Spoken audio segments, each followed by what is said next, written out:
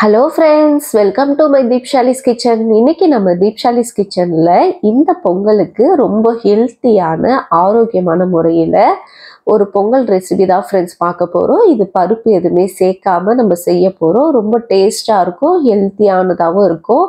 வாங்க இதை எப்படி சிம்பிளாக செய்கிறதுன்னு பார்க்கலாம். இதுக்கு நான் ஃபஸ்ட்டு ஒரு கப் அளவுக்கு கேரளா அரிசி எடுத்திருக்கேன். நீங்கள் மட்ட அரிசி சொல்லுவாங்களே, கேரளா அரிசி, அந்த அரிசி எடுத்துக்கோங்க. அது கிடைக்கலன்னா கூட சம்பா பச்சை அரிசி இருந்தால் அதில் கூட இதை நீங்கள் செய்யலாம். இன்னும் டேஸ்ட்டு நல்லாயிருக்கும். இது ரொம்ப ஹெல்த்துக்கும் ரொம்ப நல்லது. இதை நல்லா ஒரு 3-4 டைம் வாஷ் பண்ணிவிட்டு ஒரு அரை மணி நேரம் ஊற வச்சுருங்க. இப்போ இதை அப்படியே குக்கருக்கு மாற்றிடலாம். குக்கரில் ஆட் பண்ணிவிட்டு ஒரு கப்புக்கு 3-4 கப்பு அளவு வரைக்கும் நீங்கள் தாராளமாக தண்ணி சேர்த்துக்கலாம். தண்ணி ஆட் பண்ணிவிட்டு இதை மீடியம் ஃப்ளேமில் ஒரு 4 விசில் போட்டு கேஸை ஆஃப் பண்ணிடுங்க. இப்போ இது விசில் அடங்குறதுக்குள்ள ஒரு பேனில் நம்ம வெல்லத்தை கரைச்சிக்கலாம். ஒரு 2 கப் அளவுக்கு வெல்லம் எடுத்திருக்கேன். இதுக்கு 1 கப் அளவுக்கு தண்ணி சேர்த்து வெல்லத்தை நல்லா கரைச்சிக்கலாம். இது பாகுபாதம்லாம் வரணும்னு இல்லை. வெல்லம் கரைச்சி அதில் இருக்க மண் கல்லுலாம் எடுக்கிறதுக்காக தான் இந்த மாதிரி பண்ணுறோம். இப்போ நல்லா வெல்லம் கரைஞ்ச பிறகு இதை அப்படியே வச்சிருங்க.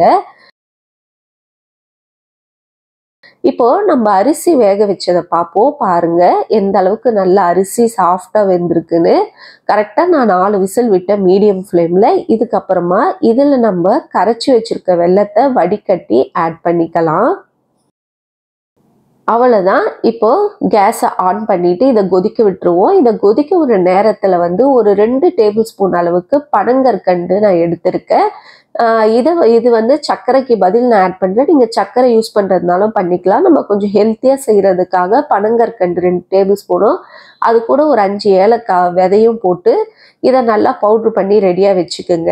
இப்போ பாருங்கள், இது நல்லா கொதிச்சிட்ருக்கு. இதில் 1 டேபிள் ஸ்பூன் அளவுக்கு நெய் சேர்த்து நல்லா மிக்ஸ் பண்ணி விடலாம். இது நல்லா பாயில் ஆகணும். நம்ம போட்டிருக்க அந்த தண்ணி வற்றி நல்லா ஒரு திக்கான இதுக்கு வரணும்.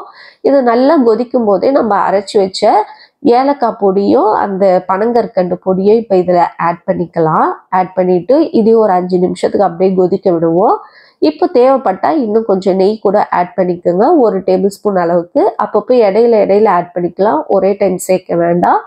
1 டேபிள் ஸ்பூன் அளவுக்கு நெய் சேர்த்து இதையும் நல்லா மிக்ஸ் பண்ணி விட்டுருங்க.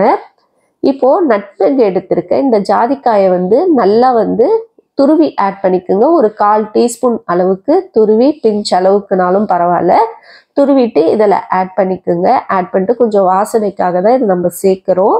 இதை நல்லா மிக்ஸ் பண்ணி கொதிக்கட்டும். இந்த நேரத்தில் இன்னொரு பேனில் ஒரு டேபிள் ஸ்பூன் அளவுக்கு நெய் ஆட் பண்ணிக்கோங்க.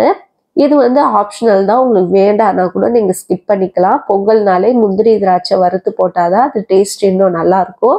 அதுக்காக ஒரு டேபிள் ஸ்பூன் நெய் சேர்த்துக்கிட்டு கொஞ்சமாக முந்திரியும் கொஞ்சம் திராட்சையும் சேர்த்து இதை நல்லா பொன்னிறமாக வறுத்துக்கலாம்.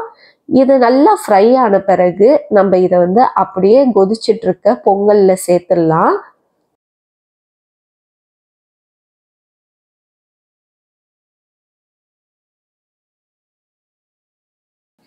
அவ்வளோதான். நல்லா கமகமன்னு நம்மளுக்கு சூப்பராக பொங்கல் ரெடி ஆகிட்டுருக்கு. இதை நல்லா மிக்ஸ் பண்ணி விடுங்க. மிக்ஸ் பண்ணி விட்டுட்டு இப்போது இதில் நான் 1 வாழைப்பழம் இல்லைன்னா 2 வாழைப்பழம் நம்ம இதில் ஆட் பண்ணிக்கலாம். இது ஆப்ஷனல் தான். உங்களுக்கு வேண்டான்னா ஸ்கிப் பண்ணிடுங்க. அதோட கூட ஸ்டாப் பண்ணிக்கலாம். வாழைப்பழம் சேர்க்கும் போது இன்னும் டேஸ்ட் கூடுதலாக இருக்கும்.